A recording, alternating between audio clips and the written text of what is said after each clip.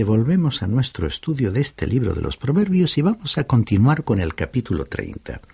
Leamos pues el versículo 20 de este capítulo. La mujer adúltera procede así: come, se limpia la boca y dice: no he hecho ningún mal.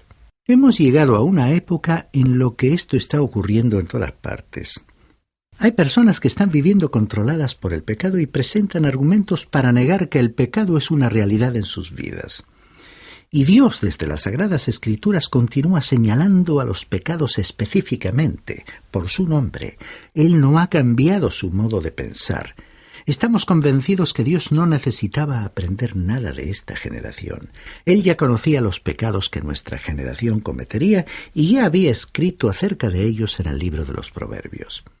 Y en los versículos 21 y 22 leemos lo siguiente: por 3 cosas tiembla la tierra, y por una cuarta que no puede sufrir: por el siervo llegado a rey, por el necio saciado de pan. La frase por el siervo llegado a rey nos habla de Jeroboam, que era un siervo y llegó a ser el primer rey en el reino del norte, en el reino de Israel.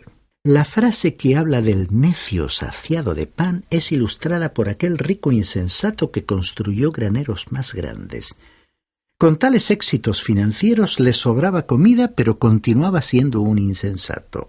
Luego, la tercera cosa insoportable que hace temblar a una sociedad, según el versículo 21, la encontramos a continuación en el versículo 23, que dice: por la mujer aborrecida cuando se casa y por la sierva cuando suplanta a su señora. Ahora, esta segunda parte del versículo 23 se refiere a una mujer muy pobre que ha pasado por sufrimientos y humillaciones y que de pronto se convierte en una persona rica. Y difícilmente haya una persona que sea más difícil de soportar que esa. Y ahora la lectura nos lleva a visitar un zoológico para contemplar a algunos animales. ¿Sabía usted que ellos tienen un mensaje para nosotros? Dios los creó con muchos propósitos, y uno de ellos fue el enseñarnos algo. Leamos el versículo 24. 4 de las cosas más pequeñas de la tierra son más sabias que los sabios. Dios dice que podemos aprender del mundo animal. El primer grupo está formado por animales pequeños. En realidad el primero es un insecto, la hormiga. Leamos ahora el versículo 25. Las hormigas, pueblo que no es fuerte, pero en verano preparan su comida. El texto nos va a mencionar 2 grupos de animales. El primero es una ilustración del camino a Dios para el pecador. El segundo es una ilustración de la vida de los creyentes ante Dios. Las hormigas son sabias y nosotros podemos aprender de ellas. Ya habíamos visto algo sobre ellas en el capítulo 6 de este mismo libro de los Proverbios, en los versículos 6 al 8 que dicen: mira la hormiga, perezoso, observa sus caminos y sé sabio. Ella, sin tener capitán, gobernador ni señor, prepara en el verano su comida, recoge en el tiempo de la siega su sustento. Podemos decir de paso que las hormigas recogen y guardan el grano. Eso es lo que hacen en muchas partes del mundo y también en Palestina. Seguramente habremos visto en alguna ocasión a una pequeña hormiga llevar una carga mayor que la propia hormiga. Ellas almacenan alimentos durante esos días breves y soleados de la cosecha. La hormiga es, pues, un ejemplo de sabiduría para nosotros al prepararse para el futuro en las cosas materiales. Ahora, algunas personas piensan que los cristianos no deberían prepararse para cubrir sus necesidades materiales del futuro, porque para ello deberían confiar en el Señor. Pero creemos que si el Señor nos ha provisto de medios para hacer frente a las necesidades futuras, y todos estamos familiarizados con los planes de ahorro y pensión, deberíamos aprovecharnos de ellos para prevenir las necesidades del futuro propias y de nuestra familia. Esto es lo que la hormiga nos enseña, asegurándose para su futuro al almacenar alimentos en la época de la cosecha. Pero aquí tenemos un mensaje aún más profundo. Hay muchas personas que no hacen ningún arreglo para después de la muerte, o algunos gestionan anticipadamente sus arreglos con una sociedad o con la funeraria para el día de la muerte.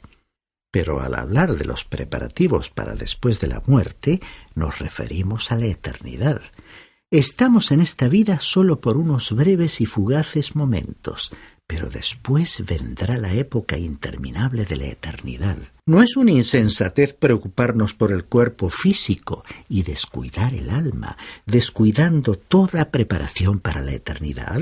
Se dice que cuando el emperador de Roma, Adriano, se encontraba en su lecho de muerte, hizo la siguiente declaración: no habrá más corona para esta cabeza, no habrá más hermosura para estos ojos, no habrá más música para estos oídos, ni más comida para este estómago mío. Pero mi alma, oh mi alma, ¿qué sucederá contigo? La palabra de Dios nos dice en la carta a los Hebreos capítulo 9 versículo 27: está establecido para los hombres que mueran una sola vez, y después de esto el juicio. Usted puede vivir solamente para esta vida, para disfrutar de la comida, bebida y de las alegrías de esta vida, porque en el futuro nos espera la muerte. Una persona puede dedicar todo su tiempo a aumentar sus riquezas y posesiones, pero Dios nos dice que tenemos que estar preparados para presentarnos ante Él. Bien, veamos lo que nos dice el versículo 26 de este capítulo 30 de Proverbios. Los tejones, pueblo que no es vigoroso, pero hacen su casa en la piedra. Estos son animales muy débiles y vulnerables. No son capaces de esconderse cavando un pozo en la tierra, así que se esconden en las rocas para encontrar allí un lugar seguro. En el libro de Levítico están incluidos entre los animales impuros. Este pequeño y frágil animal tiene un mensaje para el ser humano. Como él, nosotros somos espiritualmente pobres, indefensos e impuros. Somos pecadores y tenemos que reconocer nuestra lamentable y grave situación. Por tal motivo el rey David escribió en el Salmo 61, versículo 2: llévame a la roca que es más alta que yo. Y esa roca sabemos que es el Señor Jesucristo mismo. Ahora, continuando con este capítulo 30 de Proverbios, leemos en el versículo 27. Las langostas que no tienen rey, pero que avanzan en formación perfecta. Las langostas son criaturas de destrucción. El profeta Joel tuvo mucho que decir acerca de las plagas de langostas, y también encontramos a las langostas mencionadas en el libro de Apocalipsis. Destruyen las hojas de los árboles y toda la vegetación. Cuando avanzan en grupo, destruyen todo lo que encuentran a su paso. Ahora notemos lo que nos dice aquí el proverbio: las langostas que no tienen rey. Ellas no tienen un líder visible y sin embargo avanzan como soldados con sus respectivos regimientos. Se mueven tan metódicamente que parecen estar actuando bajo instrucciones concretas y una disciplina estricta. Para nosotros, los creyentes son un ejemplo de sometimiento entre nosotros mismos y también hacia Cristo, quien es la cabeza invisible en el cielo. Para el mundo, el conjunto de los cristianos debe parecer como grupos de personas no muy relacionadas entre sí, fragmentados y desorganizados, que no tienen un líder concreto ni un vínculo de unión. Pero, estimado oyente, sí, tenemos un líder. Cristo es la cabeza invisible de la Iglesia. En la primera carta a los Corintios, capítulo 3, versículo 3, el apóstol Pablo escribió: «Pues aún sois inmaduros. Mientras haya entre vosotros celos y contiendas, ¿no seréis inmaduros? ¿Acaso no os estáis comportando según criterios meramente humanos? No solo es Cristo la cabeza de todos aquellos que han sido redimidos por la sangre de Cristo, pero el Espíritu Santo habita en cada creyente, uniendo a todos los creyentes en una gran familia espiritual».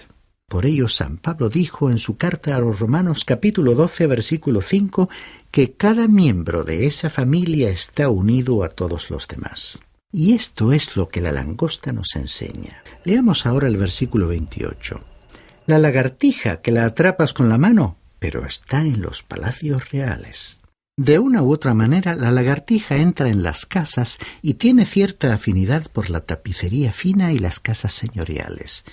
Tiene unas patas como abanico de las cuales sale una sustancia pegajosa que le permite andar sobre superficies muy lisas como el mármol y sobre techos decorados con mosaicos. Esto nos habla de la fe que se adhiere a las promesas de Dios, la fe que penetra en las regiones celestiales y se apropia del hecho de que el Espíritu de Dios mismo da testimonio a nuestro espíritu de que somos hijos de Dios. es la fe capaz de expresarse como el apóstol Pablo, que escribió en su segunda carta a Timoteo, capítulo 1, versículo 12, lo siguiente: «Yo sé en quién he creído, y estoy seguro de que tiene poder para guardar hasta aquel día lo que le he confiado». Y el mismo apóstol Pablo, en el capítulo 1, versículo 6 de su carta a los Filipenses, afirmó: «Estando persuadido de esto, que el que comenzó en vosotros la buena obra la irá perfeccionando hasta el día de Jesucristo». Llegamos ahora al segundo grupo de animales. Leamos los versículos 29 y 30 de este capítulo 30 de Proverbios. «Tres cosas hay de hermoso andar y una cuarta que pasea con elegancia. El león, fuerte entre todos los animales, que no retrocede ante nada». El león siempre sigue hacia adelante, no se desvía para nada. No les teme a los pequeños animales del vecindario. Es conocido por su gran audacia, la cual debería caracterizar al cristiano al proclamar su fe. Recordemos que el apóstol Pablo, en medio de sufrimientos y persecución, pudo decir, como leemos en el libro de los Hechos, capítulo 20, versículo 24: «Pero de ninguna cosa hago caso ni estimo preciosa mi vida para mí mismo, con tal que acabe mi carrera con gozo y el ministerio que recibí del Señor Jesús, para dar testimonio del Evangelio de la gracia de Dios».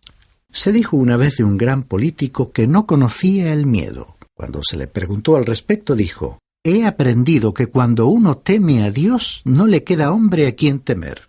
Y así tiene que ser la actitud del creyente. Luego el versículo 31 continúa diciendo: «El gallo altivo y también el macho cabrío, y el rey a quien nadie resiste». Y esta es una referencia al creyente que debe correr con paciencia la carrera que está delante de él, con sus ojos puestos en Jesucristo, el autor y consumador de la fe, como dijo el escritor en su carta a los Hebreos capítulo 12. El otro animal mencionado en este versículo es el macho cabrío. Esa clase de animal vive en las montañas y anda por sitios elevados. Allí encuentra placer y seguridad. La lección es evidente. El creyente que vive en los lugares elevados, como hizo el profeta Habacuc, podrá alegrarse incluso en los días difíciles. El profeta pudo decir en el capítulo 3 de su libro, versículos 17 al 19: «Yo me gozaré en el Dios de mi salvación. Él es mi fortaleza. Él me da pies como de ciervas y me hace caminar por las alturas». Y ahora llegamos al capítulo 31 del libro de Proverbios. Dice aquí en el versículo 1: «Palabras del rey Lemuel, profecía con que lo instruyó su madre». Creemos que este capítulo fue escrito por Salomón. No hubo ningún rey llamado Lemuel. Es interesante notar que el nombre que Dios le dio a Salomón fue Jedidías, que quiere decir amado del Señor, según el segundo libro de Samuel, capítulo 12, versículo 25. El nombre Lemuel quiere decir dedicado al Señor, y creemos que ese era probablemente el nombre cariñoso con el cual Betsabé, su madre, llamaba a Salomón. Aquí tenemos pues el consejo de esta madre para su hijo. Y el versículo 2 de este capítulo 31 nos dice: «¿Qué decirte, hijo mío, hijo de mi vientre? ¿Qué decirte, hijo de mis anhelos?». Betsabé necesitaba decirle algo a su hijo porque vio en este joven Salomón algunas de las características de